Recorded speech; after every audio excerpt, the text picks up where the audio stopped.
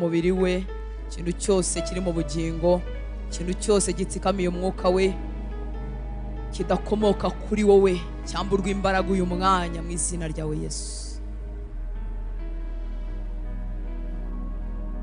Mu kubaho kwawe turakira, imibiri yacu bamitaraga kaguhimbaza ubudasiba, mitwaro y'imiruho n'agahinda ikurwa ku bitugu byacu. Ku mutima utari ufite amahoro wakirira amahoro mu kubaho kwawe. Ku mutima wari ushobewe uhabwa icyerekezo mu kubaho kwawe. Petero yakuvuze wageze mu rugo kwa Cornelio, aravuga ngo wagendaga ahantu hose ugenda ugirira abantu bose neza, ukakiza abo Satani atwaje igitugu. Reka uburetwa bwose utsikamiye ubuzima bw'umwana wawe, umubuza kuba uwo wamugenewe kuba we, umubuza gutunga icyo yakabaye atunze muri uyu mwaka wa 2023. Reka ubwo buretwa bumenagurike mu izina rya Yesu, tutitayeho bukomoka n'ubutinde bwabwo. Reka bumenagurike uyu mugoroba mu izina rya Yesu. Mugisha wawe wamatane n'ubuzima bwe, guhirwa bimwomeho, guhirwa bimukurikire, kugirirwa neza ntibyongere gutandukanywa n'ubuzima bwe. Bizagona amakuba bimuhunge. Ikintu cyose kiri ku rugo rwe, kiri ku muryango we, kiri ku butunzi bwe, kiri ku mirimo y'amaboko ye, kiri ku buzima bwe, kitavuye iwawe uyu mwanya cyamburwa imbaraga, kiburi cyicaro, ubushobozi bwacyo buhinduke nil, buhinduke ubusa mu izina ryawe Yesu. Tegeko ribi ryose ryashyize ku buzima bwe ryamburwa imbaraga, ijambo ribi ryose ryamugizeho impact rikamugiraho efe igihe kirekire uyu mwanya rimenagurike mu izina rya Yesu. N'umunyamugisha aratunga umugisha, arahabwa umugisha, arahinduka isoko y'umugisha, ahageze haragera umugisha mu izina ryawe Yesu.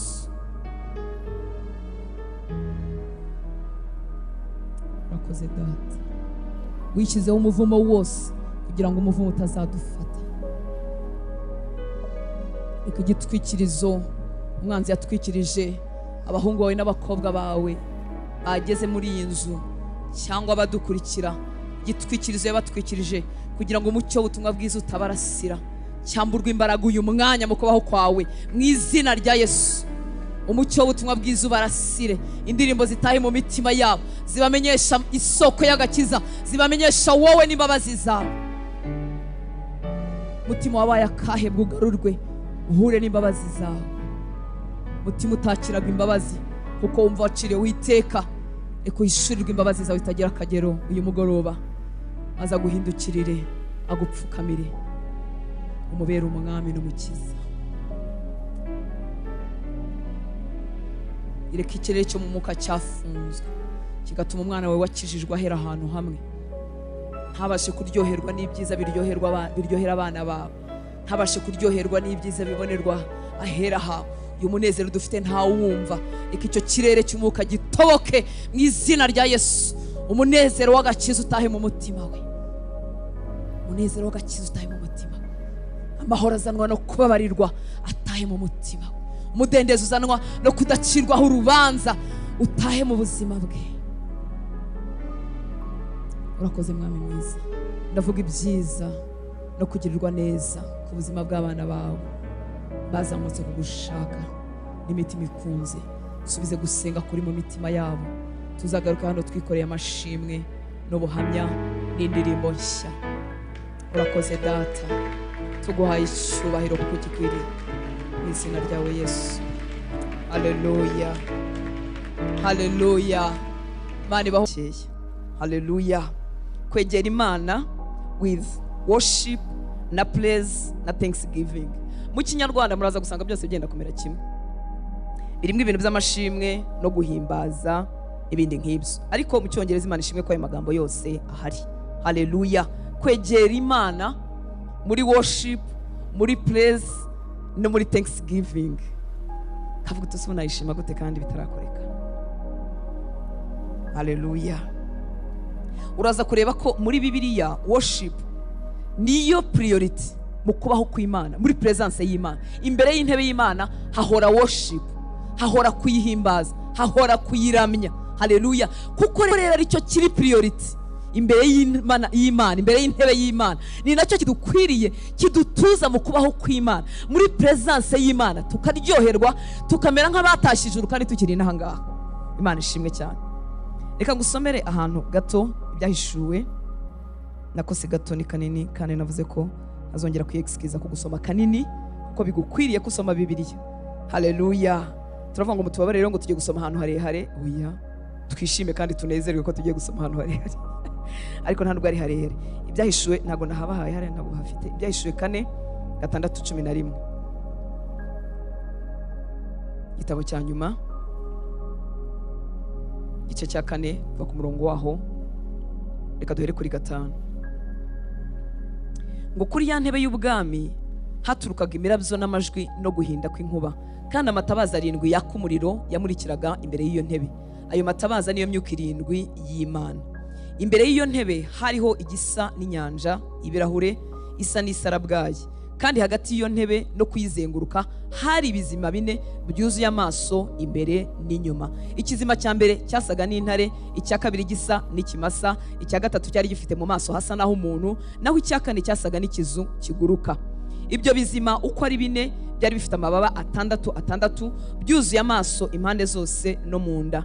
Ntibiruhuka ku manywa na nijoro, ahubwo buhera bivuga ngo uwera uwera uwera niwe mwami Imana ishobora byose, niyo yahozeho kandi iriho kandi izahoraho.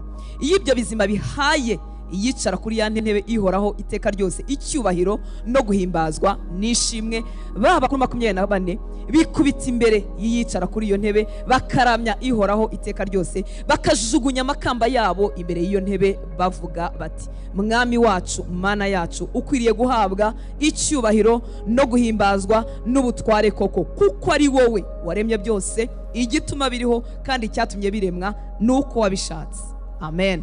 Haleluya. Ibyo nibyo bibera mu ijuru. Turabibona mu gitabo cya Ezekiyeli, yongera kutubwira kuri ibyo bizima 4. Turabibona mu gitabo cya Yesaya, aho turi busome igice cya 6, igihe Yesaya agiraga umugisha wo kubona Imana. Haleluya. Nibyo bibayo. Yesu ashimwe. Priorite ibi imbere y'intebe y'Imana nibyo bibayo. Nukubwira Imana ngo Mana urera, urakwiriye, urakiranuka, nukwikubita imbere y'iyo ntebe, nta kindi kivugwayo. Mana ishimwe cyane. Bizanze bikunze rero, niba atmosfere yo mu ijuru ari uko imeze, umuntu agize umugisha wo gutunga icyo kirere mu mutima we, akakimanukana mu nzu ye, akakimanukana mu cyumba cye, nta cyabuza kubaho kw'Imana kumusanga.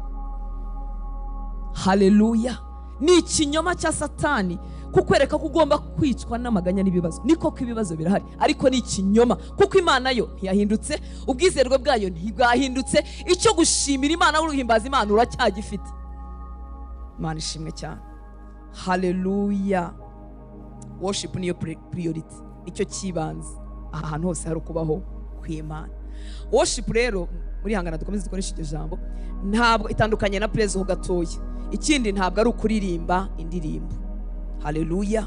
Biratandukanye kuko ahantu hose worship ivugwa muri Bibiliya, ndetse n'igisobanuro cyayo mu ijambo ry'Igiheburayo bigaragaza attitude y'umubiri, kunama, kubendinga over, cyongereza haleluya, cyangwa bow down.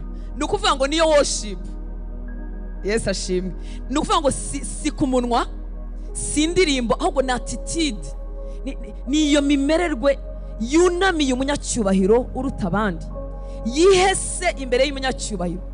Haleluya. Iciriye bugufi umunyacyubahiro uruta abandi. Haleluya.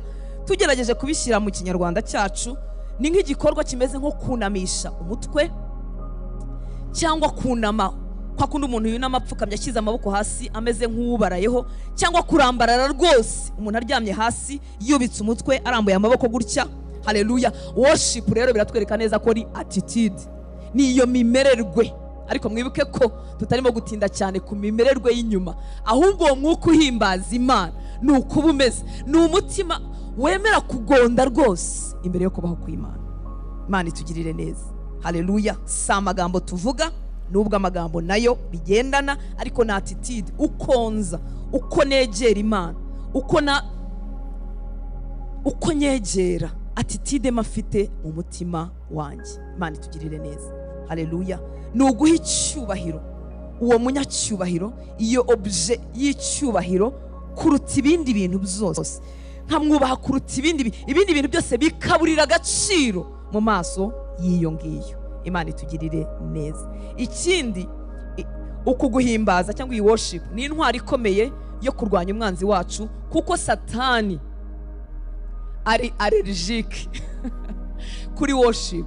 Niba hari ikintu kitamuryohera, n'uwo mutima wa bendinze, n'ubwo buzima bwunamiye Imana, n'ubwo buzima buhisemo gukomeza guha Imana icyubahiro, nicyo kintu Satani adasiporta. Imana ishimwe cyane. Ubwo rero atagisiporta, nawe kigira ikibanze kugira ngo aguhunge. Haleluya. Uwo mutima ufite attitude yo guha Imana icyubahiro, ntabwo Satani abasha kubihanganira, ntabwo aturana nawe, aho hantu arahahunga. Imana itugirire neza. Turigira rero ku ishusho y'ibikorwa mu ijuru. Ibi ngibi Yesaya yabonye. Reka turebe mu buhanuzi bwa Yesaya igice cya 6 umurongo wa 1 kugeza ku murongo wa 4. Ubuhanuzi bwa Yesaya igice cya 6 umurongo wa 1, tumanuke.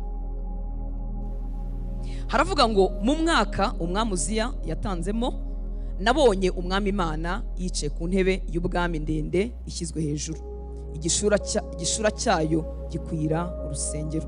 Reka ngusoreho akangaka gatoya. Hari igihe abantu basenga bavuga ngo Uziya wawe apfe, ariko yari evenement historique, nkuko twavuga ngo mu minsi ya covid cyangwa ku ngoma y'umwami runaka. Muranyumva nshuti z'Imana? Haleluya. Nanjye narabisenze inshuro nyinshi. Ngo mu mwaka umwami Uziya yatanzemo, nabonye umwami Imana yicaye ku ntebe y'ubwami ndende ishyizwe hejuru, igishura cyayo gikwira urusengero. Abaserafi bahagaze hejuru yayo, umuserafi wese afite amababa 6. 2 yayatwikirizaga mu maso he, ni kuvuga ngo mu maso he ntihagaragaraga, yandi 2 yatwikirizaga ibirenge bye, umubiri we yarawuhishe, ayandi 2 yarayagurukishaga. Umwe avuga ijwi rirenga abwira mugenzi we asingiza ati, Uwiteka Nyiringabo arera, arera, arera, isi yose yuzuye icyubahiro cye. Ifatiro z'irebe z'umuryango zinyeganyezwa n'ijwi ry'uwavuze ijwi rirenga, inzu yose yuzura umwotsi. Muzi byakurikiyeho ko Yesaya yihannye, ntawe umubwiye ibyo kwihana, kuko mu kubaho kw'Imana turahahindukira, mu kubaho kw'Imana turahakirira. Haleluya.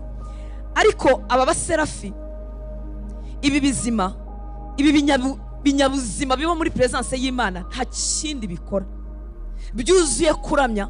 Igitinyiro cy'Imana ni cyinshi imbere yabo, nta kindi kintu babona, nta kindi kintu bakora. Haleluya. Ikintu cyiza rero twakuramo ahangaha, mwumvise ko bifite amababa 6. Haleluya. Ariko amababa 4 ashinzwe nko kuramya, hanyuma amababa ya 2 na ya service, kuko nayo bigurukisha bigenda. Haleluya. Ndifuza kwibutsa ko uyu mutima wa worship ukwiriye abitwa ko bari muri Kristo Yesu bose, abitwa ko bakorera Imana bose. Bifite umumaro w'inkubwe 1000 kuruta ibyitwa gukora uyu murimo nk'ibindimo nkora, cyangwa n'ibindi namwe mwakoze mukora hano, n'ibindi tujye dukora hirya no hino mu nzu y'Imana. Muranyumva nshuti z'Imana? Guhisha mu maso, guhisha ibirenge, ni ukubera icyubahiro gikomeye cy'Imana. Ni ukuvuga ngo barabanza icyubahiro, barabanza uyu mutima uhimbaza mbere yuko bajya gukora. Mu yandi magambo, imirimo yose twakorera inyuma abantu bakayireba, habuze mwiki kiba ari igihombo gikomeye. Imana itugirire neza. Haleluya. Worship ni attitude, ni ukubama, ni ukurambarara. Mu yandi magambo ni ukuvuga ngo njyewe mbure, uko bakingiriza mu maso hawo, uko bakingiriza imibiri yabo, ni ukuvuga ngo njyewe sindiho, Imana yonyine nikwiriye guhabwa icyubahiro. Haleluya. Tugize abakozi b'Imana, tugize abaramyi, dufite uwo mutima, nshuti z'Imana, ijuru ryamanuka. Njyewe mbure. Imana ishimwe cyane, kuko imirimo yose dukora imbere y'abantu haba harimo akantu karimo kaguhamagara ngo wowe ugaragare, bakubona ariko bambona. Reka nivuge ko nanjye muri imbere yanyu bambona ariko. Yesu ashimwe cyane. Ariko uyu mutima wo guhimbaza, iyi worship y'ukuri, njyewe mbure Mana, haba ari nje, ahubwo icyubahiro cyawe, ubwiza bwawe ni bunini, burahambaye, ku buryo njyewe nta n'agatonyanga k'icyo mfite kindi na present. Barebe iki ko icyubahiro cy'Imana gihambaye. Imana ishimwe cyane. haleluya.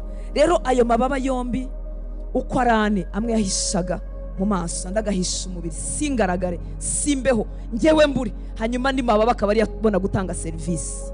Uko niko dukwiriye gukorera Imana, uko dukwiriye kugana imbere y'Imana umutima wacu wifashe. Haleluya. Ni igikorwa rero kiri mu mwuka, ni approach, ni uburyo twegera, ni uburyo imyuka yacu yegera Imana. Attitude y'inyuma iri fiziki igaragara nayo ni nziza. Impamvu ngewe mbikunda nuko nasanze ahantu hose abantu bafite icyo bakunda haba urusaku no kuzamura amaboko. Abafana ba Rayon Sports, haleluya. Yesu ashimwe. Nta muntu ubwiriza abafana ba Rayon Sports kuzamura iki amaboko. None ubu ngubu haje ikindi kivuga ngo ndakukunda cyane nakwisiga n'amarangi. Nta muntu ubigisha kugira gute kwisiga amarangi, ni urukundo. Nubwo iyi ngiyi ari attitude y'umutima, nshuti z'Imana, bikurikirana n'iby'inyuma, bituremera indirimbo, bituremera amagambo tuvuga, bizana impinduka igaragara inyuma. Haleluya.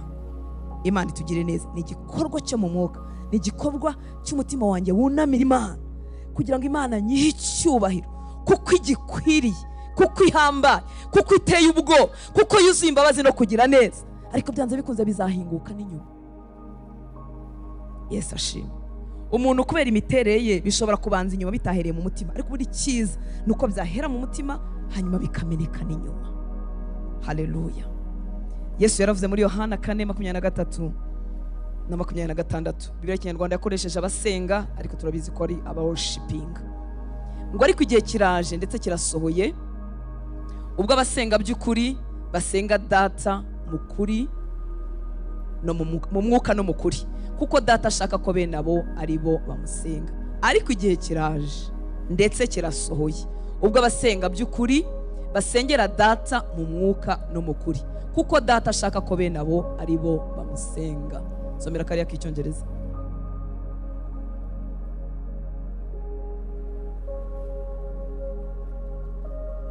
Ko kuri 23, but the hour comes, ibintu nk'ibyo. But the hour comes, and now is when the true worshippers shall worship the Father in spirit and in truth, for the Father seeketh such to worship him. Haleluya. Ibyongereza byo muri King James birakomera. Haleluya. Kuko Data aranabishaka, arashaka ko aba worshipper bukuri, aranabishaka, arabiryohewe. Nenge vuga ngo arabirya, ariko arabiryohewe, arabyishimiye, arabishaka, arashaka aba worshipper bukuri bamuramya. Haleluya. Ngo Imana ni umwuka n'abayisenga bakwiriye kuyisengera mu mwuka no mu kuri. Reka baduhe iriya Bibiliya ya message ikurikiraho atari hariya.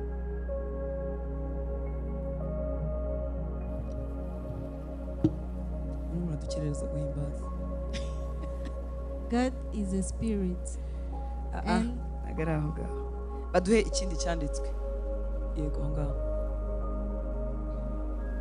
But the time is coming, it has in fact come, when what you're called will not matter, and where you go to worship will not matter. Bugarukiyaho. Igihe kiraje kandi cyamaze kuza. Haleluya. Cyarahageze. Igihe ibyo witwa byo, no kuvuga ngo ngewe nsengera mu itorero ryitwa Believers, wowe ushobora kuba umudive cyangwa uri aho handi. Igihe kiraje kandi kirageze, ibyo witwa byo, ibyo tujya tuzana biri aho ngaho by'amazina yacu, cyangwa se kuba nitwa umupasiteri, cyangwa se kuba nitwa iki, igihe kiraje kandi kirageze ubwo ibyo nitwa byo bitakimataringa. Ikinyarwanda cy'ubu. Haleluya. Ndetse naho njya kuwoshipingira bitakigira gute, bitakimataringa. Yesu ashimwe. Haleluya. Igihe kiraje kandi cyarasohoye ubwo ibyo ngibyo atari byo bifite iki umumaro, nshuti y'Imana, ahubwo iyi mitima niyiryoheye Imana. Reka kaduha Imana icyubahiro. Haleluya. Kuko abahimbaza Imana bose imbere y'iyo ntebe duhurirayo, aho waba usengera, title waba ufite cyangwa udafite, imbere y'iyo ntebe twese tugira gute, duhurirayo. Igihe cyaraje kandi cyarageze ubwo ibyo nitwa naho mushipingira cyangwa naho ndamiriza Imana bitakimataringa.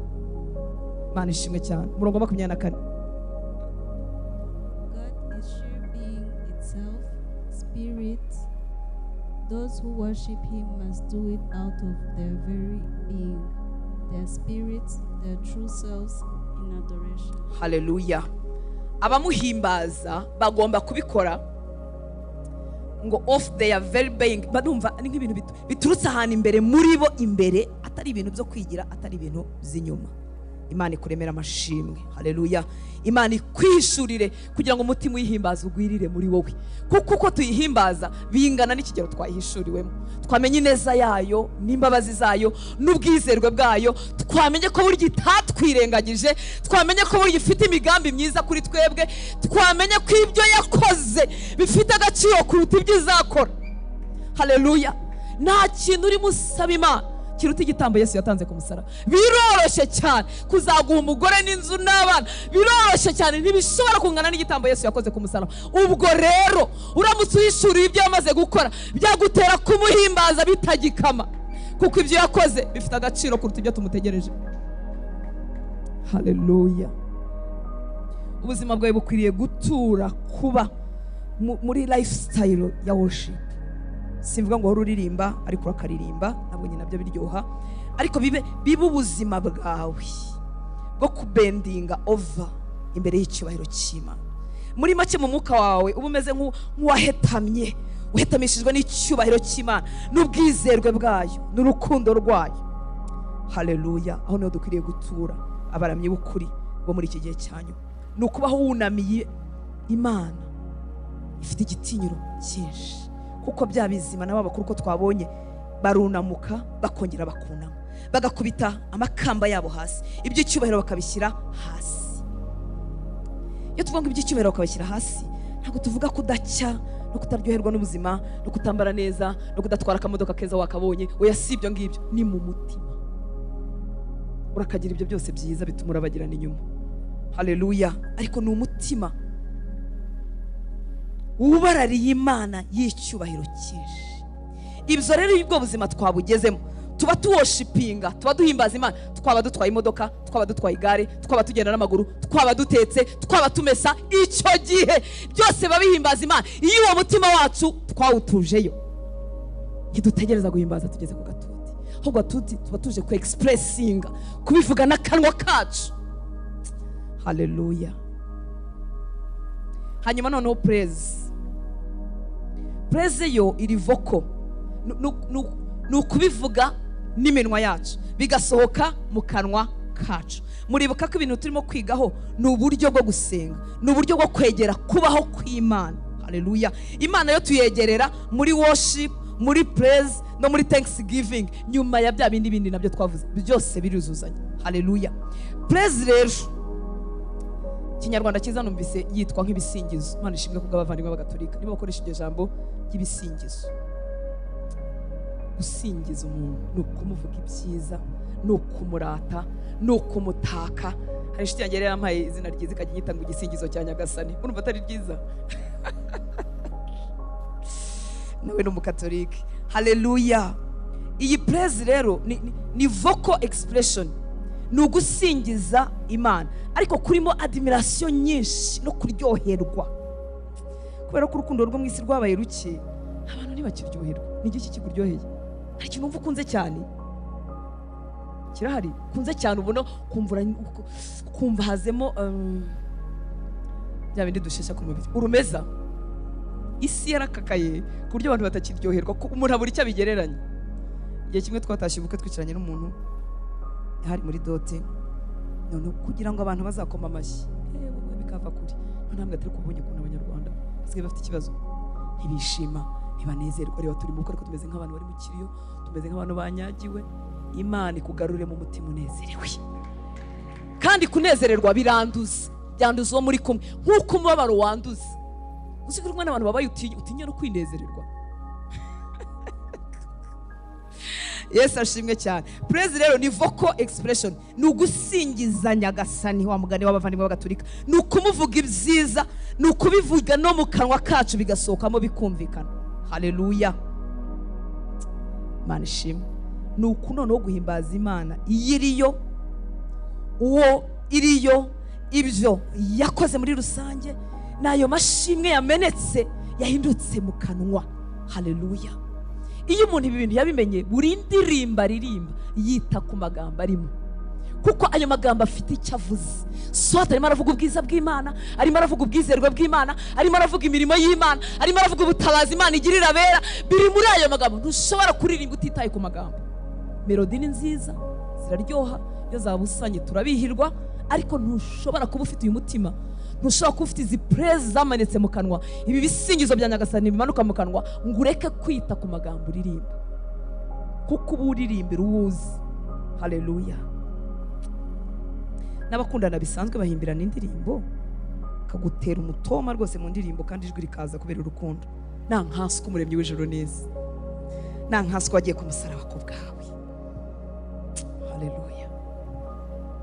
Zaburi ya 48 umurongo wa 2. Ngo Uwiteka arakomeye, Uwiteka arakomeye, akwiriye gushimirwa cyane, apana buke. Nimureke tumushime dukabye. Haleluya. Uwiteka arakomeye, akwiriye gushimirwa cyane mu rurembo rw'Imana yacu, ku musozi wayo wera. Haleluya. Uwiteka arakomeye, akwiriye gushimirwa cyane. Ni ukuri ibyo mutegerejeho kandi arakabigusubiza, kandi n'ubundi azabikora, ariko ntibigabanya gukomera kwe. Haleluya. Niyo mpamvu ukwiriye kutabura amashimwe. Amen. Uwiteka arakomeye, akwiriye gushimirwa cyane. Kuko akomeye cyane, akwiriye no gushimirwa cyane. Somera ngaho mama. Great is the Lord, and greatly to be praised in the city of our God, in the mountain of his holiness. Haleluya. Kuriya kuntu ari great, niko no kumuhimbaza bikwiriye kuba bikozwe cyane, bingana nuko ari, cyangwa bigerageze tuganayo, kuko tuzamuhimbaza rwose tumureba amaso ku maso. Haleluya. Ibi bisingizo rero cyangwa izi praise duha Imana bigomba kuba proportionnel, bikwiriye gushingira ku bugari n'ubunini bw'Imana no gukomera kwayo. Niyo mpamvu abera dukwiriye guhimbaza Imana cyane, tukayishima cyane, kuko nayo ikomeye cyane. Imana ishimwe cyane. Haleluya. Uwiteka arahambaye, akwiriye gusingizwa bihambaye, bitoroheje. Hanyuma praise rero ni iki? Ni igisubizo cy'umutima wa muntu. Haleluya. Ku gikorwa cy'Imana, cyangwa se ku kubaho kw'Imana, ku gukomera kw'Imana. Ni human response ku gukomera kw'Imana. Ninde ubasha guhimbaza? Ni umuntu wagize umugisha wo gusogongera, wo kumenya wowe gatoya gukomera kw'Imana, noneho umutima we ugasubiza kuri uko gukomera kw'Imana. Nibwo za praises n'ibisingizo bya Nyagasani bivuka mu mitima yacu. Imana ishimwe cyane. Haleluya. Ni inyifato yanjye y'imbere, ntura, ngabira, subiza iyo Mana ihambaye. Haleluya. Ibyo ikora byose birahambaye, uburyo tuyisingiza bugomba kuba nabwo buhambaye. Icyameka kwihishurira ukabona igitinyiro cyayo n'ubudahangarwa bwayo n'ubugari bwayo, ntakabuza amashimwe ntiyazakama mu kanwa kawe. Ibiguhiga ntibyakubuza kumushima, ntibizakamya indirimbo mu kanwa kawe, ntibizaba bikikubashije. Mwuka wera guhishurira ubugari bw'Imana no gukomera kwayo, hanyuma umutima wawe usubize kuri ubwo bugari, urekura amashimwe n'indirimbo n'ibihimbano by'umwuka. Haleluya. Imana irahambaye, iteye ubwoba. Iyo rero turimo kuramya Imana, gusingiza Imana, ntago tuba turimo gutakaza umwanya, kandi benshi tubikora gake ugereranyije nuko twagombye kubikora. Iyo turimo guhimbaza Imana, iyo turimo kuyitura indirimbo, iyo turimo kuyibyinira, iyo turimo kubendinga over mu mitima yacu, kuyunamira, ntago tuba turimo gutakaza umwanya. Nta nubwo turabikora ku kigero gihagije twagombye kuba tubikozemo. Haleluya. Gusingiza Imana rero ni element iri essentiel, ni igikorwa cyangombwa gikenewe rwose mu kubaho kw'Imana. Twabonye ko mu ijuru ahantu hose Bibiliya yatugiriye neza ikatwereka kubaho kw'Imana, iteka tuhasanga ibisingizo no kuramya no kuyikubita imbere. Reka rero ntiwemere ko Satani akunyaga. turacyavuga imisengere yo kwegera kubaho kw'Imana.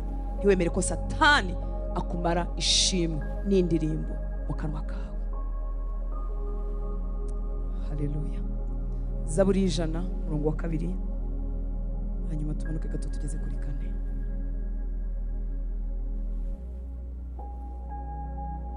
Mukorere Uwiteka munezerewe, muze mu maso ye muririmba. Haleluya. Mukorere Uwiteka munezerewe.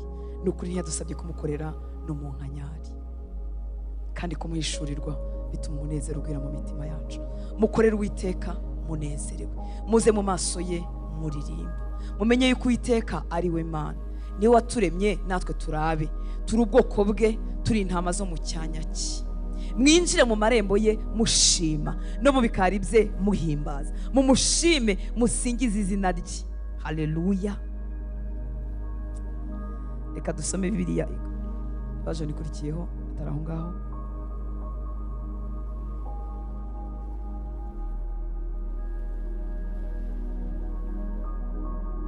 Nacyo yego aho ngaho ku murongo wa mbere muri Bibiliya ya Message. On your feet now, applaud God. Bring a gift of laughter and sing yourselves into his presence. Ugarutse gato ku murongo wa kabiri. Uzane gift y'iki? Y'iki? Y'iki? Laughter. Icyongereza kingana n'icyanjye? Laughter ni iki? Bring a gift y'ibyishimo ku Mana yawe. Mu magift y'Imana, haleluya, harimo na gift y'umunezero n'igitwenge cyawe. Irabikeneye, niyo mpamvu Satani abikunyaga. Imana ihembura umwuka wawe. Haleluya. Ikugaruremo umunezero w'ukuri. Ikomereze. Sing yourselves into his presence. Know this, God is God, and God, he made us. We didn't make him. We're his people, his well-tended sheep. Aka kane. Enter with the password. Thank you. Urekeyeho. Winjirane password yitwa ngo iki? Haleluya. Mu bikari bye, mu marembo ye, ngo winjirane password, winjirane urufunguzo rufungura ibyananiranye rwitwa katumuha icyubahiro. Haleluya. Haleluya. Ubigambirira umwuka wera azabigushoboza. Ni ukuri wihindukiza amaso kubikurushya. Ibikurushya turaza kubona hepfo, Imana izabisubiriza kuri, ariko presence yayo, password yo kwinjira muri presence yayo ni iyi ngiyi. Manishim ngo winjirane password yitwa thank you. Urakoze Mana. Ngo komeza gusoza. Make yourselves at home, talking praise, thank him, worship him. Haleluya. Haleluya. Imana ishimwe ko iyi zaburi byose birimo. Uyu mwanditsi wa zaburi yavuze gushima, avuga gusingiza, avuga kuzana za thanksgiving, avuga kuzana amashimwe. Haleluya. Mukorere Uwiteka munezerewe, mumuze mu maso ye muririmba. Mumenye yuko Uwiteka ari we Mana, niwe Mana, niwe Mana, niwe waturemye natwe turabe, turi ubwoko bwe, turi intama zo mu cyanya cye. Mwinjire mu marembo ye mushima, no mu bikari bye muhimbaza. Mumushime, musingize izina rye. Mwinjire mu marembo ye na password ivuga ngo warakoze Mwana. Wakoze ko nongeye kubyuka, ubwo nabyutse haracyari ibyiringiro. Wakoze ko ndiho, wakoze ko wampaye umwana wa Yesu Kristo, uyu munsi nkaba narababariwe. Ijambo ryawe ryarangiye ngo ntacyo uzanyimana nawe. Haleluya. Iyo password ntuzongere kuyitakaza. Mana ishimwe cyane. Dukwiye iteka kuza ibi bintu bitwuzuye. Nta bundi buryo bwo kwinjira mu kubaho kw'Imana uretse kwinjirana amashimwe n'ibisingizo. Haleluya. Nibwo buryo bwo kwinjira mu kubaho kw'Imana. Kubera iki? Icyo kirere kiba mu ijuru. Icyo kirere dukwiriye gukurura kikamanuka kikicara mu mitima yacu. Tuzagikura hehe? Mu kumenya Imana iyo iriyo. Haleluya. Yesaya 60:18 haravuga ngo urugomo ntiruzongera kumvikana mu gihugu cyawe, ntihazaba gusenya no kurimbura, aho ingabano zawe zigera hose. Ahubwo kano gace niko nshaka, ahubwo inkike zawe uzazita agakiza, n'amarembo yawe uzayita ishimwe. Aha ni mu murwa w'Uwiteka. Haleluya. N'ubuhanuzi buhanura mu kubaho kw'Imana, mu buturo bw'abakunzi b'Imana. Haleluya. Urugomo ntiruzongera kumvikana mu gihugu cyawe, ntihazaba gusenya no kurimbura aho ingabano zawe zigera hose, ahubwo inkike zawe uzazita salvation. Ibikuta bikuzengurutse, haleluya, za bindi byubaka bimeze nk'ibyubaka igipangu, uzabyita agakiza. Hanyuma amarembo yawe uzayita ishimwe. Haleluya. Ni ubusobanuro buvuga buhanura uko ubuturo bw'Imana, umurwa w'Imana umeze, aho Imana iri, ubuturo bw'ubwiza, bwuzuye ubwiza bw'Imana, kandi bwagenewe bande? Abantu bayo. Haleluya. Inkike cyangwa se inkuta zawe uzazita agakiza, hanyuma amarembo yinjirayo azitwa ibisingizo bya Nyagasani, cyangwa praise, cyangwa amashimwe. Imana itugirire neza. Iyo tuvuze ngo inkuta zawe zizaba agakiza, agakiza ni package. Agakiza ni igipfunyika kinini kirimo umugisha w'uburyo bwose ubonerwa muri Kristo Yesu, kirimo provision yose, kirimo ubutunzi bwose Imana yakuronkeye muri Kristo Yesu. Uzazengurukwa rero no kurindwa kw'Imana, na provision y'Imana, no kugira neza kw'Imana, n'imbabazi z'Imana. Inkuta zawe zizaba salvation, zizaba ari agakiza, kandi kwinjira aho hantu, haleluya, umuryango waho, gate yawo yitwa amashimwe cyangwa se ibisingizo dutura Imana yacu. Imana ishimwe cyane. Haleluya. Mu byahishuwe inshuro nyinshi havuga muri urwo rurembo, hakavuga n'amarembo yinjirayo. Imana ishimwe cyane. Yesaya nawe yatubwiye iby'irembo ryitwa praise, ryitwa amashimwe, atubwira n'inkike cyangwa inkuta z'agakiza. Imana iragukunda nshuti y'Imana. Ntiwemere ko iyi ntwaro Satani ayikunyaga. Ntiwinjire mu bihe byo kuramya Imana nk'umuntu usohoza umuhango. Ntiwibagirwe ineza y'Imana n'ubugari bwayo no gukomera kwayo, ubwizerwe bwayo. Nubwo waba wibwira ko utarabibona, Imana nuko iri. Ni nziza, irizerwa, ikwitayeho n'igihe waba wibwira ko itakwitayeho. Haleluya. Nta yindi nzira yinjira muri presence y'Imana, yinjira mu kubaho kw'Imana, yinjira mu gutura mu munezero Imana yageneye ababa muri presence yayo. Nta yindi nzira. Umuryango ni umwe, ni amashimwe. Password ni imwe, ni ukwinjira n'amashimwe. Imana itugirire neza. Ushobora guhagarara ugatakira Imana, haleluya, ufite ibikuruhije, ugatakana umubabaro rwose. Uribuka ababembe 10 basanze Yesu bamutakira, tubabarire, dutabare mwene Dawidi. Iyo ayo maganya aturushije imbaraga, icyambere asibanganya ubunini bw'Imana mu mitima yacu, agasibanganya ubwizerwe bw'Imana, Imana tukayiyoberwa. Ariko ikindi kintu kibi adukorera, atuma tutinjira mu kubaho kw'Imana. Nkuko Yesu yabakijije batarinze kumwegera, nuko bitumerera. Imana yagusubiza, watabarwa rwose, yasubiza icyo kikuriza, ariko si cyo gikeneye nko gutura mu kubaho kwayo. Bamaze gukira icyakora n'ubu baragarutse begera Yesu. Imana ishimwe cyane. Turifuza gutura mu kubaho kw'Imana, aho imiyaga y'isi itazakumanura, aho amakuba y'isi atazakumanura, aho uzabana n'Imana mwibonanira imbona nkubone, wowe nayo mwomatanye utakimukayo. Aho rero umuryango ujyayo n'umwe, ni mu mashimwe. Imana itugirire neza. Reka turangirize kuri iri jambo, tugire umwanya wo guhimbaza Imana. Urwandiko Pawulo yandikiye Abafilipi igice cya 4 umurongo wa 6. Abafilipi 4:6 haratubwira ngo ntimukagire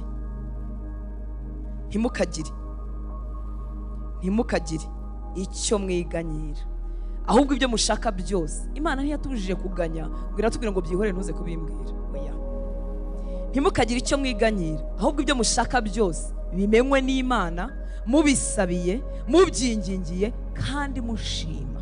Haleluya. Ntimukagire icyo mwiganyira, ahubwo ibyo mushaka byose. Ni ukuri nta n'ukutubwira ngo bigabanye. Urareba iyo ugiye kureba umuntu, hari ukuntu bigabanya ukavuga uti ntago ari bubyumve, arabona nkabza, none ukabigabanya ukabyinjiza muri kimwe, kandi byari nk'icumi, kugira ngo ataguseka cyangwa atakugaya. Imana ntikubwira ngo bigabanye, ngo ugerageze kubyoroshya. Oya, ariko irakubwira ngo ntuganye, ntugire icyo wiganyira, ahubwo ibyo ushaka byose bimenyeshe, bimenywe n'Imana. Ubisabiye winginze byose biremewe, bimenywe n'Imana, mubisabiye mubyingingiye, ariko ishimwe ntirikabure. Haleluya. Ishimwe rifite imbaraga zo kwegura umutima w'umuntu, atari mu mwuka gusa, no mu marangamutima. Haleluya. Uko ubabara urondogora cyangwa urondora ibikubabaje, niko birushaho kukumanura. Yesu ashimwe cyane. Ariko iyo ufashe umwanya ugatangira aho gukora liste y'ingorane, ugatangiza liste y'amashimwe, umutima wawe urazamuka. Ntumenye igihe amashimwe yuzure mu mutima wawe. Birakora nshuti z'Imana, biradukora mu mwuka, ariko biradukora no mu gice cyitwa amarangamutima, kandi nacyo kirabikwiriye. Haleluya. Indirimbo z'amaganya n'amagambo y'amaganya bifite imbaraga zimanura umuntu. Mu myaka ya kera sinibuka igihe kimwe nimvuye gusenga amasengesho n'imaze bimisa ahantu i Butare. Icyunamoro cyari cyatangiye, ndaza nari nateze kwasiteri, ndaza ninjira muri kwasiteri, noneho bashyiramo za ndirimbo z'icyunamo. None urumva kuva i Butare ukagera i Kigali amasaha ngahe uzumva zigucengera. Nari nje ndi mu mwuka ndyohewe, nuzuye amashimwe Mana yanjye. Noneho rero nza kugira n'ibyago bashyiramo indirimbo, kuko ndibarimba indirimbo y'abantu biwanyu cyangwa ahantu hiwanyu, abantu uzi, bakavuga izina rya mbere kumurarize, bakavuga izina rya kabiri kumurarize. Ntago nzi igicu cy'agahinda aho cyavuye, kirantwikira, gisibanganya amashimwe yose. Ndarira muri bisi, nageze muri Nyabugogo ngura rinete za fime, nari nararwara amaso. Nageze muri Nyabugogo ngura rinete za fime kugira ngo mpishe amaso yahindutse umutuku. Rero attitude yawe, ibyo haye umwanya bizarema atmosphere runaka. Nubwo mfite ibibazo igihumbi n'ingorane zitagira akagero, ariko niwitoza kubanza password y'amashimwe, nukuri uzamenye igihe wazamukiye. Bizakurura kubaho kw'Imana. Umwanzi azakureba gutinye, kuko mwibuke ko afite allergie ku mashimwe. Ntashaka uwo mutima wunamiye Imana, ntashaka uwo mutima wizeye icyubahiro cy'Imana, ntashaka uwo mutima yo ushima Imana. Ntawe ushaka, azagufatira mu gahinda no mu mashimwe, kandi uzumva ifite agahinda. Amarangamutima arwaye akuyobora indirimbo zongera agahinda kugira ngo arizo wumva, kuko bariya bishimye babyina bafite ibyabanejeje. Ni ikinyoma. Umutima ubabaye warambaraye, ni igihe cyo gushyiramo indirimbo zikuzamura, ni igihe cyo kumva indirimbo zivuga ubwizerwe bw'Imana. Nubwo wowe utarimo kubureba, ntuzamenye igihe umutima wawe wazamukiye amashimwe nawe akakuzura. Nifuza ko duhaguruka tugasenga. Haleluya. Iteka iyo dutangire mu mashimwe y'ukuri, liste y'ibyo dushima izaba ndende. Ndababwiza ukuri, izaba ndende, izaba ndende.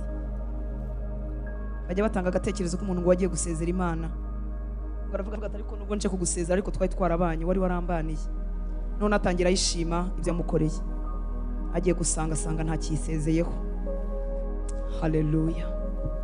Password no kwinjirira mu mashimwe, ukibuka icyubahiro cy'Imana n'ubwizerwe bwayo, n'ibyo yakoze igihe yaguhaga Yesu. Yagukunze urukundo ruruta urwakwirwa mu bwenge bwawe. Nta muntu uragukunda ku isi, kandi dufite abantu badukunda, ariko nta muntu uragukunda urukundo rungana n'urwo Data agukunda.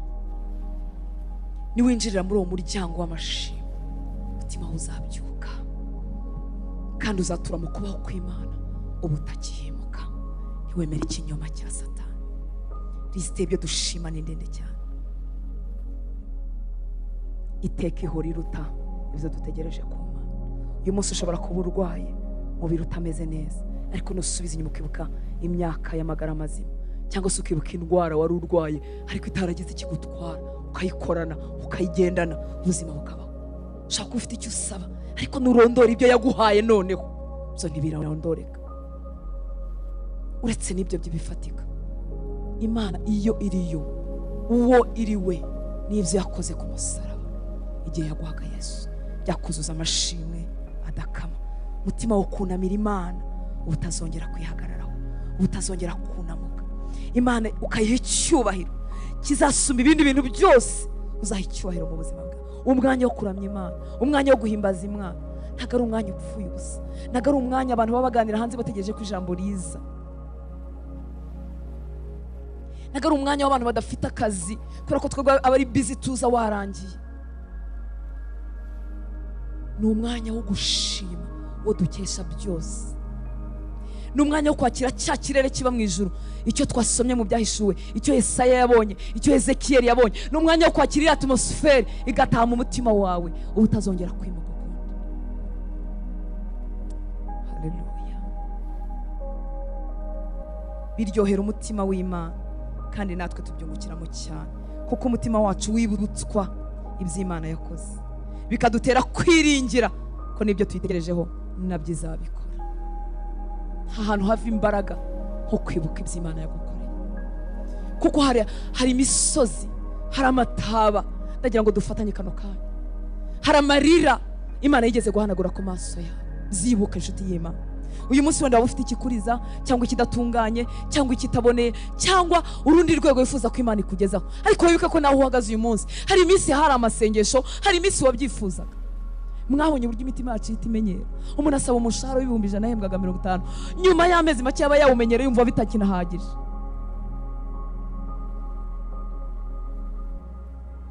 Umuntu agura imodoka imwe akumva ni nziza tuzindi, nyuma y'umwaka umwe cyangwa 2 agahita abona iziruta.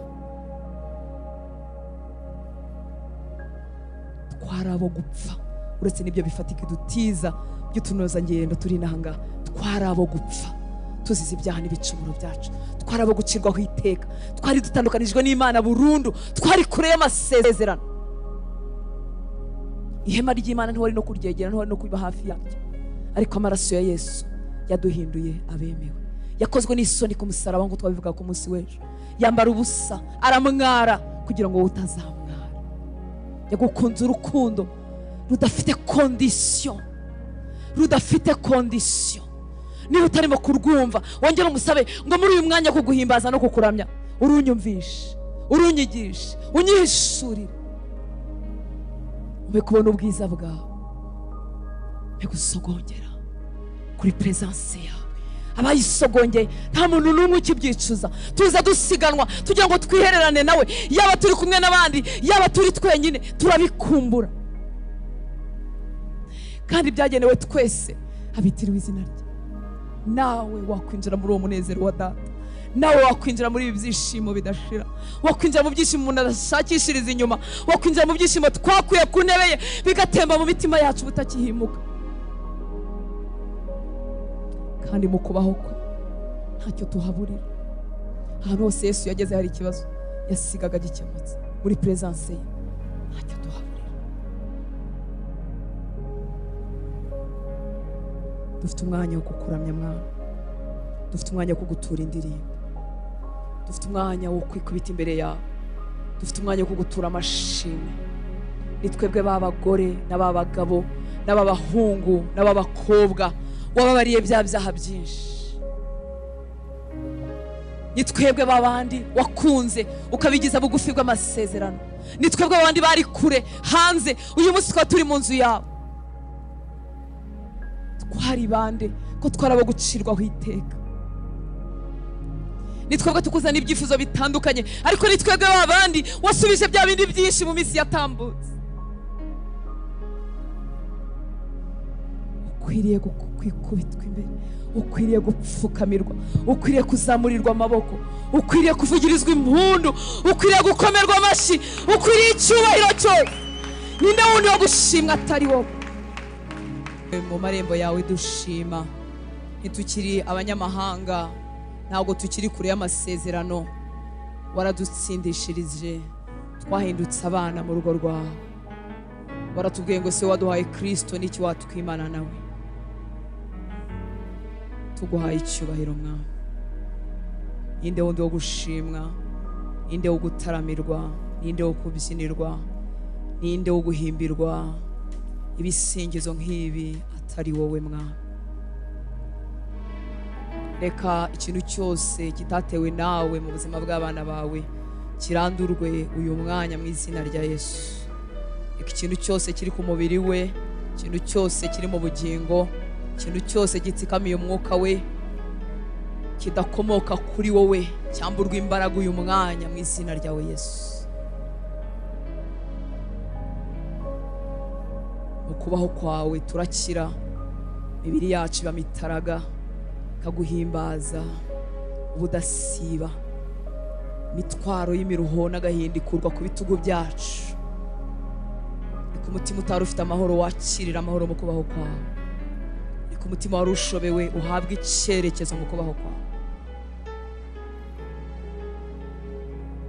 Petero yakuvuze wageze mu rugo kwa Korneliyo, aravuga ngo wagendaga ahantu hose ugenda ugirira abantu bose neza, ukakiza abo Satani atwaje igitugu. Reka uburetwa bwose utsikamiye ubuzima bw'umwana wawe, umubuza kuba uwo wamugenewe kuba we, umubuza gutunga icyo yakabaye atunze muri uyu mwaka wa 2023. Reka ubwo buretwa bumenagurike mu izina rya Yesu, tutitayeho bukomoka n'ubutinde bwabwo. Reka bumenagurike uyu mugoroba mu izina rya Yesu. Mugisha wawe wamatane n'ubuzima bwe, guhirwa bimwomeho, guhirwa bimukurikire, kugirirwa neza ntibyongere gutandukanywa n'ubuzima bwe.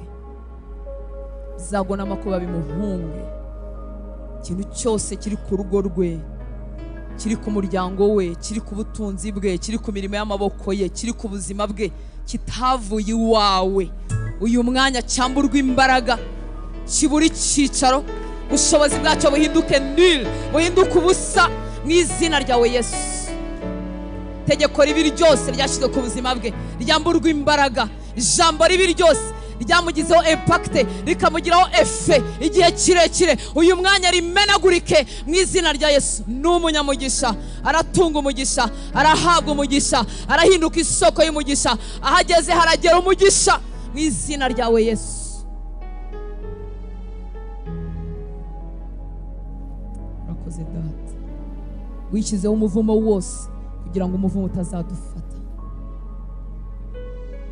Reka igitwikirizo umwanzi yatwikirije abahungu bawe n'abakobwa bawe bageze muri iyi nzu cyangwa badukurikira, igitwikirizo yabatwikirije kugira ngo umucyo w'ubutumwa bwiza utabarasira, cyamburwa imbaraga uyu mwanya mu kubaho kwawe mu izina rya Yesu. Umucyo w'ubutumwa bwiza ubarasire, indirimbo zitahe mu mitima yabo, zibamenyesha isoko y'agakiza, zibamenyesha wowe n'imbabazi zawe. Mutima wabaye akahe bwugarurwe, uhure n'imbabazi zawe. Mutima utakiraga imbabazi kuko wumva waciriye witeka, reka uhishurirwe imbabazi zawe itagira akagero uyu mugoroba, aza guhindukirire agupfukamire, umubere umwami n'umukiza. Ireka ikirere cyo mu mwuka cyafunzwe kigatuma umwana wawe wakijijwe ahera ahantu hamwe, ntabashe kuryoherwa n'ibyiza biryohera abana bawe, ntabashe kuryoherwa n'ibyiza bibonerwa ahera hawe. Uyu munezero dufite ntawumva, reka icyo kirere cy'umwuka gitoboke mu izina rya Yesu. Umunezero w'agakiza utahe mu mutima we, umunezero w'agakiza utahe mu mutima we, amahoro azanwa no kubabarirwa atahe mu mutima we, umudendezo uzanwa no kudacirwaho urubanza utahe mu buzima bwe. Urakoze mwami mwiza, ndavuga ibyiza no kugirirwa neza ku buzima bw'abana bawe bazamutse kugushaka n'imitima ikunze. Subize gusenga kuri mu mitima yabo, tuzagaruka hano twikoreye amashimwe n'ubuhamya n'indirimbo nshya. Urakoze Data, tuguhaye icyubahiro kuko gikwiriye mu izina ryawe Yesu. Haleluya, haleluya. Mani